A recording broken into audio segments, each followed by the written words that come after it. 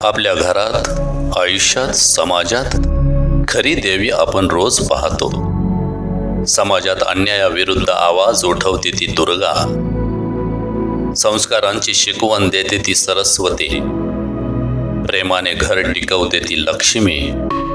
तीच देवी जी आई होऊन आपल्याला या जगात आणते, जी मुलगी होऊन निरागस हसू देऊन घर उजळवते, जी बहीण होऊन निस्वार्थी साथ देते, जी पत्नी होऊन आयुष्यभराची सोबत बनते, आणि जी वेळ आली की दुर्गा होऊन अन्यायाविरुद्ध रणांगणात उभी राहते. मूर्तीला पूजणं सोपं आहे, पण खरं पूजन म्हणजे आपल्या आजूबाजूच्या प्रत्येक स्त्रीला आदराने वागवणं, तिच्या अस्तित्वाची किंमत जाणणं, तिच्या स्वप्नांना तितकंच महत्त्व देणं तितकंच गरजेचं आहे.